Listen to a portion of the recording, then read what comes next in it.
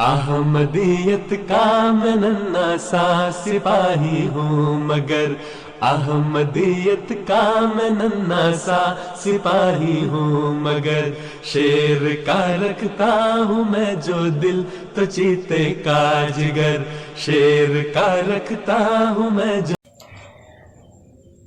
Bismillahirrahmanirrahim. Assalamualaikum warahmatullahi wabarakatuh. Hadirin pemirsa yang berbahagia, selamat berjumpa kembali dengan program Tarbiyat Online.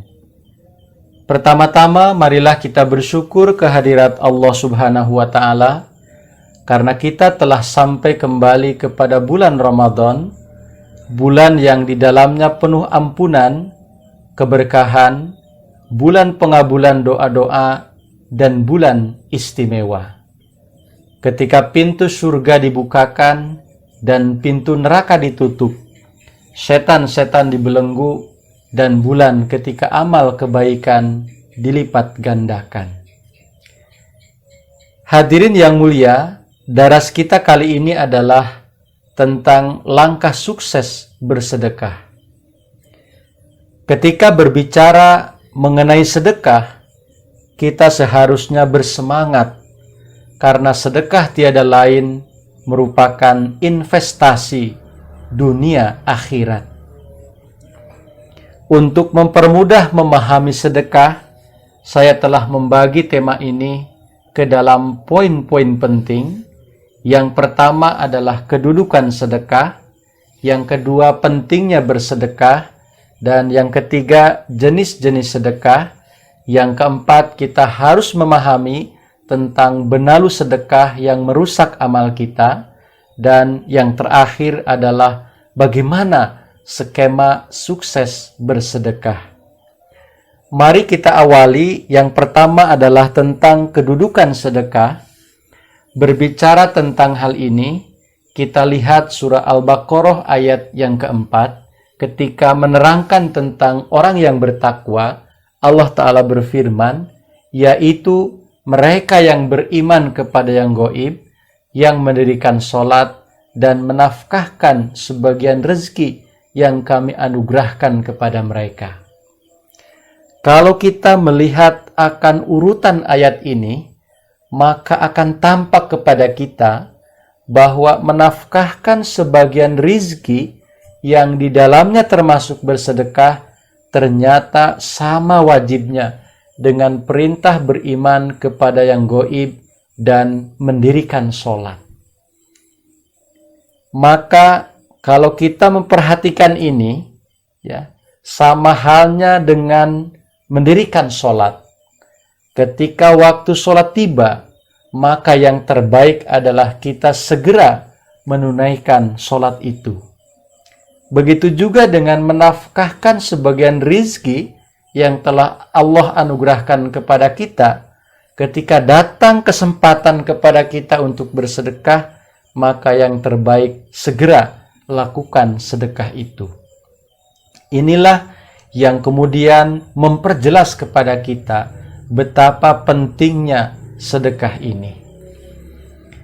Jika mengorbankan sebagian rizki yang di dalamnya termasuk sedekah sama wajibnya dengan sholat, maka kita tidak boleh menunda-nunda untuk melakukannya. Nabi SAW pernah ditanya tentang hal ini. Wahai Rasul, sedekah apa yang paling besar pahalanya? Beliau menjawab, kamu bersedekah ketika kamu dalam keadaan sehat dan kikir, takut menjadi fakir, dan berangan-angan jadi orang kaya. Maka janganlah kamu menunda-nunda hingga tiba ketika nyawamu berada di tenggorokanmu. Hadis Bukhari. Mari kita perhatikan hadis ini.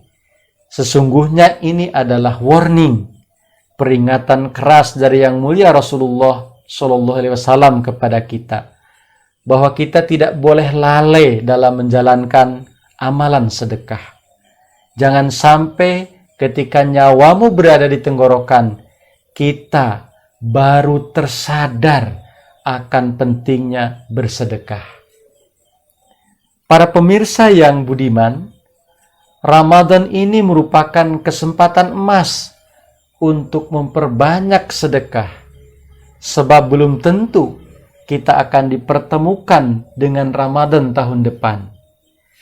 So, marilah kita bergegas untuk membangun hidup sukses dengan sedekah. Bila kesempatan datang, maka janganlah ditunda-tunda. Hadirin pemirsa yang dirahmati Allah Subhanahu wa Ta'ala, untuk bisa menjalankan amalan sedekah dengan baik, kita harus memahami tentang jenis-jenis sedekah agar kita bisa bervariasi dalam melakukan amal ini. Kita bisa melaksanakan model-model baru, tidak hanya bersedekah berupa uang ataupun berupa barang. Sebab ternyata banyak sekali jenisnya bersedekah itu, seperti yang telah diterangkan oleh Nabi Muhammad Shallallahu Alaihi Wasallam. Dari Huzaifah, ia berkata, Nabi kalian Shallallahu Alaihi Wasallam bersabda, setiap kebaikan adalah sedekah. Hadis Abu Daud. Ingat, setiap kebaikan adalah sedekah. Hadis yang sangat masyhur menjelaskan kepada kita, tabasumuka fi wajhi akhika laka sodakoh, bahwa tersenyum di hadapan saudaramu itu merupakan sedekah. Artinya, tersenyum pun apabila dengan niat yang baik, maka itu sudah merupakan sedekah. Jangan tersenyum dengan nada nyinyir, tentu saja tidak bermakna sedekah kalau dilakukan seperti itu. Kemudian dari Abu Hurairah radhiyallahu anhu, Nabi Shallallahu Alaihi Wasallam bersabda, penjamuan tamu adalah 3 hari, dan selain itu adalah sebuah sedekah. Jadi memang kewajiban kita menjamu tamu adalah 3 hari. Itu yang wajib bagi kita. Akan tetapi manakala tamu masih berkenan untuk tinggal bersama kita lebih dari 3 hari, dan kita menjamunya, Allah Ta'ala akan menghitung itu sebagai sedekah bagi kita. Untuk lebih memahami tentang hal ini dan memperkaya referensi kita, mari kita baca hadis Muslim. Rasulullah SAW bersabda, setiap anggota tubuh manusia memiliki keharusan sedekah pada setiap harinya, yaitu seperti mendamaikan 2 orang yang berselisih adalah sedekah. Menolong orang yang naik kendaraan atau menolong mengangkatkan barangnya ke atas kendaraan, itu pun termasuk sedekah. Kemudian, ucapan atau tutur kata yang baik juga merupakan sedekah. Setiap langkah yang Anda ayunkan untuk menunaikan salat, itu juga sedekah. Dan menyingkirkan sesuatu yang membahayakan di jalan, itu juga adalah sedekah. Hadirin yang berbahagia, betapa banyak amal-amalan yang termasuk ke dalam sedekah. Artinya membuka banyak peluang kepada kita untuk lebih banyak melakukan ibadah sedekah ini. Hadirin yang dimuliakan Allah Subhanahu wa Ta'ala, akan tetapi yang harus kita perhatikan dalam melakukan sedekah adalah kita jangan sampai terjebak oleh benalu sedekah. Hal ini telah diingatkan oleh Al-Quran, surah Al-Baqarah ayat 265. Hai orang-orang yang beriman, janganlah kamu menjadikan sedekah-sedekahmu sia-sia dengan menyebut-nyebut jasa baik dan menyakiti, seperti halnya orang yang membelanjakan hartanya untuk dilihat manusia, dan ia tidak beriman kepada Allah dan hari kemudian. Maka keadaannya adalah semisal batu licin yang di atasnya tertutup tanah, lalu hujan lebat menimpanya dan meninggalkannya licin. Mereka tidak akan memperoleh sesuatu dari apa yang mereka usahakan. Dan Allah tidak memberi petunjuk kepada kaum kafir. Mari kita renungkan ayat ini. Menyebut-nyebut kebaikan, menyakiti perasaan orang yang menerima sedekah kita, atau kita berbuat ria, adalah parasit yang menggerogoti pahala sedekah yang membuatnya sia-sia. Seperti diibaratkan ayat tadi, adalah batu licin yang di atasnya tertutup tanah.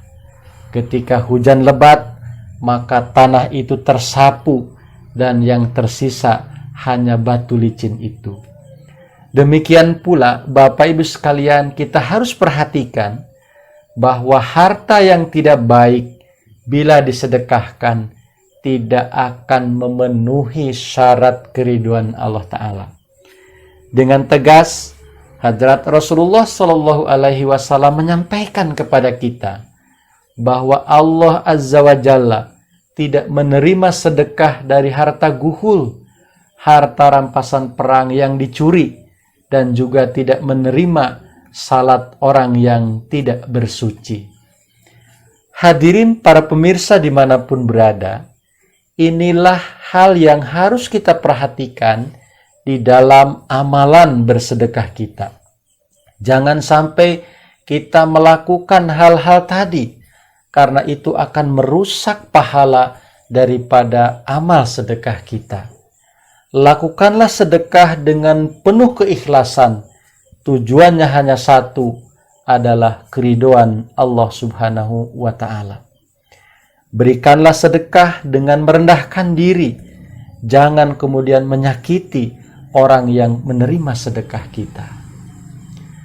Hadirin wa hadirat yang dimuliakan Allah Subhanahu wa Ta'ala, selanjutnya saya akan sampaikan mengenai skema sukses di dalam berkorban, yang di dalamnya ada sedekah. Bahwa bersedekah itu saya ibaratkan seperti orang yang sedang memanah. Jadi ada panah yang akan dilepaskan menuju sasaran yang hendak kita arahkan, dan mari kita bahas satu persatu. Bahwa orang yang berkorban atau bersedekah di jalan Allah Ta'ala, maka syaratnya adalah tidak menyebut-nyebut kebaikan, tidak menyakiti perasaan orang yang menerima sedekah, bertutur kata yang baik dan penuh ampunan. Yang keempat, tidak pamer atau ria. Ketika ini terpenuhi, maka skema pertama telah memenuhi syarat untuk mencapai sasaran terbaik dari pengorbanan kita. Yang kedua, anak panah yang hendak dilepaskan adalah seibarat harta yang akan disedekahkan. Seperti apa syaratnya? Al-Quran Surah Al-Baqarah ayat 216 menjelaskan. Mereka bertanya kepada engkau, apa yang harus mereka belanjakan? Katakanlah, apa saja yang kamu belanjakan dari harta yang baik.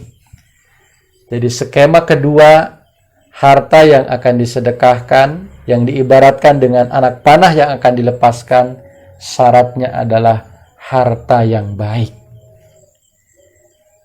Tidak boleh harta hasil korupsi, hasil mencuri, atau hasil dari pekerjaan-pekerjaan yang tidak halal, sekalipun di atas namakan sedekah, itu tidak akan mencapai tujuan yang diinginkan. Kemudian, skema yang ketiga adalah bidak sasaran dari anak panah yang hendak kita lepaskan. Yang pertama, sasarannya adalah memperteguh jiwa kita. Dengan berkorban, dengan bersedekah, akan memperteguh jiwa keimanan kita. Ini surah Al-Baqarah 266. Kemudian sasaran yang kedua adalah melipat gandakan harta. Surah Al-Baqarah 262.